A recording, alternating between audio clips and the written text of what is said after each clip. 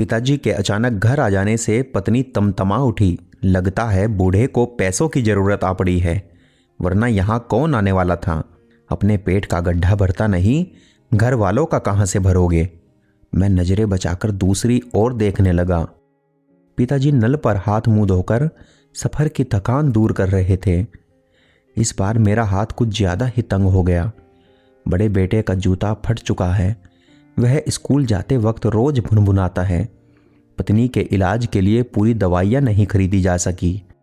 बाबूजी को भी अभी आना था। घर में बोझिल चुप्पी पसरी हुई थी। खाना खा चुकने पर पिताजी ने मुझे पास बैठने का इशारा किया।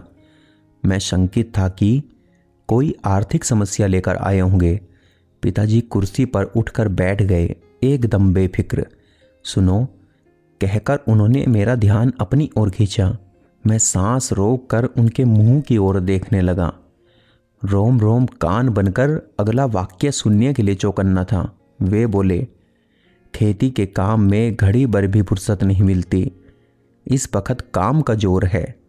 रात की गाड़ी से वापस जाऊंगा। 3 महीने से तुम्हारी कोई चिट्ठी तक नहीं मिली। जब तुम परेशान होते हो तभी ऐसा करते हो। उन्होंने जेब से 100 के 50 नोट निकालकर मेरी तरफ बढ़ा दिए। रख लो, तुम्हारे काम आएंगे। धान की फसल अच्छी हो गई थी। घर में कोई दिक्कत नहीं है। तुम बहुत कमज़ोर लग रहे हो। ढंग से खाया पिया करो। बहू का भी ध्यान रखो। मैं कुछ बोल नहीं पाया। शब्द जैसे मेरे हलक में फंसकर रह गए हों। मैं कुछ कहता, इससे पहले ही पिताजी ने प्यार से डांटा, ले लो, बहुत बड़े हो गए हो क्या। नहीं तो। मैंने हाथ बढ़ाया।